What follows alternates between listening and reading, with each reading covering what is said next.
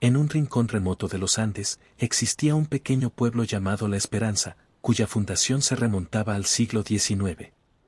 La leyenda local decía que en sus primeros años, los mineros que llegaban a extraer plata desaparecían sin dejar rastro. Nadie hablaba de eso abiertamente, pero los habitantes mayores murmuraban que el terreno estaba maldito. La tierra, rica en minerales, parecía absorber la vida de quienes se atrevían a desenterrar sus secretos. Uno de esos habitantes era Martín, un joven periodista de la ciudad que buscaba historias para su blog.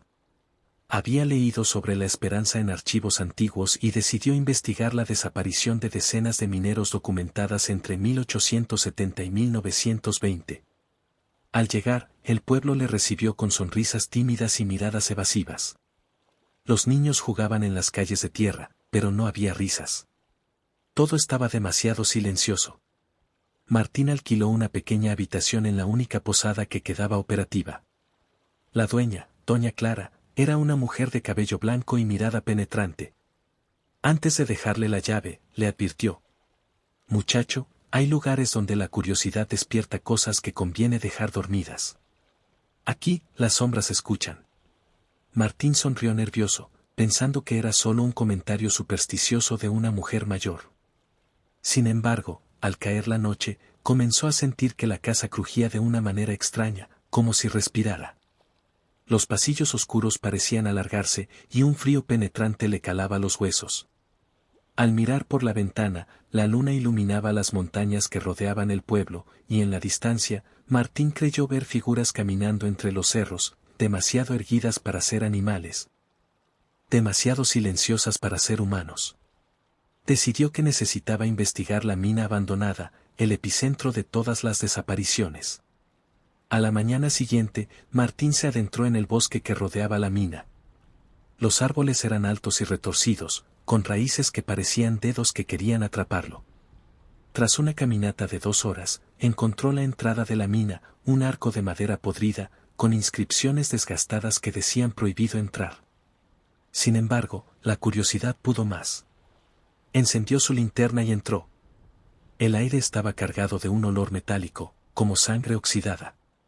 Cada paso hacía crujir la madera de los túneles y el eco parecía multiplicarse, como si alguien más caminara con él. Mientras avanzaba, Martín encontró los restos de antiguos campamentos mineros, cascos oxidados, herramientas y cuerdas gastadas.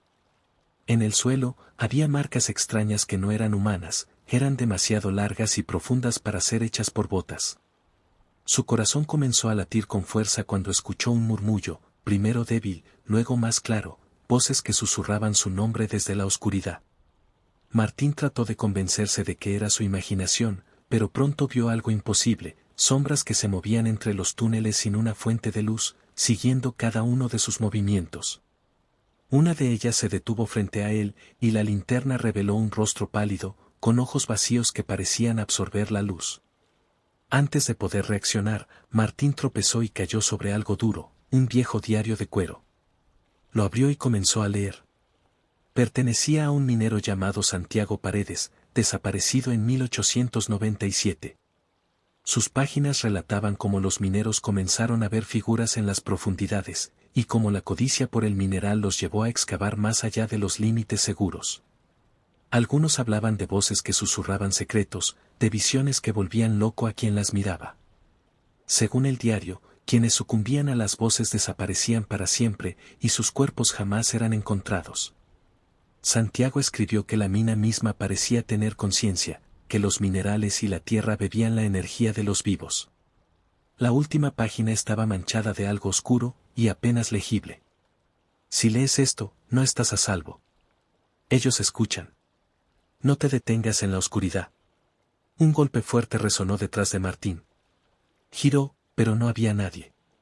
La linterna temblaba en su mano. Las sombras comenzaron a alargarse y acercarse, susurrando nombres de manera insistente. Martín sintió que la mina lo absorbía, como si estuviera siendo tragado por la tierra misma. Martín retrocedió unos pasos, tratando de no perder la calma. La voz de la mina se hizo más clara, más insistente, como un murmullo colectivo de todos los mineros desaparecidos. «¿Martín? ¿Martín?». Cada palabra vibraba dentro de su pecho, obligándole a avanzar hacia lo más profundo del túnel. A lo lejos, un resplandor azul tenue iluminaba una cámara oculta. La curiosidad y el miedo luchaban dentro de él, pero la fuerza invisible de la mina lo empujaba hacia esa luz. Allí encontró un pozo antiguo, cubierto de símbolos tallados en la piedra que recordaban advertencias y rituales ancestrales. Martín pudo distinguir cuerpos enterrados en el barro, todos con el mismo gesto de horror congelado en sus rostros. Entre ellos, vio a Santiago Paredes. Su cuerpo estaba intacto, pero sus ojos vacíos lo miraban con súplica y terror. Antes de que pudiera reaccionar, una sombra surgió de la pared y lo envolvió en un frío helado que le cortaba la respiración. Las voces ahora eran un coro ensordecedor, mezclándose con lamentos y gritos que parecían provenir de cada rincón de la tierra. Martín gritó, pero su voz era absorbida por el aire. Intentó moverse, pero sus pies estaban pegados al barro.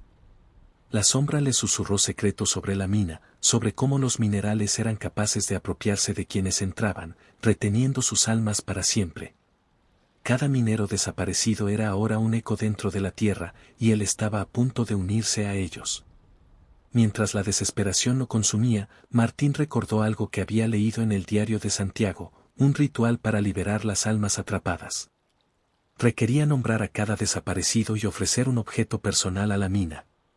Martín, sin nada propio, tomó un trozo de su linterna y comenzó a recitar los nombres de los mineros que había encontrado en los registros antiguos. El suelo comenzó a temblar, las sombras retrocedieron, pero la resistencia de la mina era fuerte.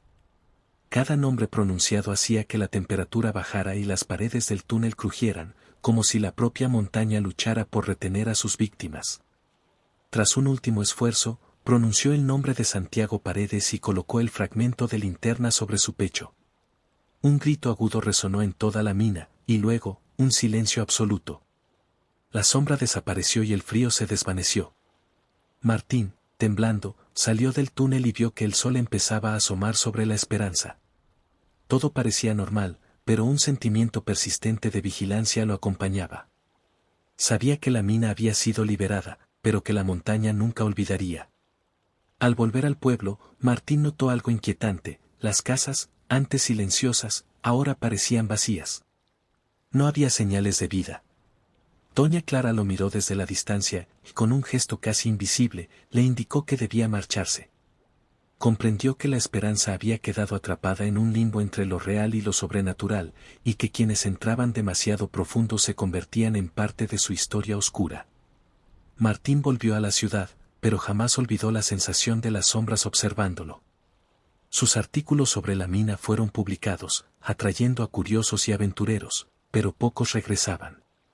Aquellos que lo hacían tenían historias incompletas y recuerdos borrosos, como si la mina hubiera decidido qué permitirles recordar. Cada vez que Martín cerraba los ojos, escuchaba un murmullo: Martín, vuelve. Sabía que la mina nunca lo dejaría realmente ir.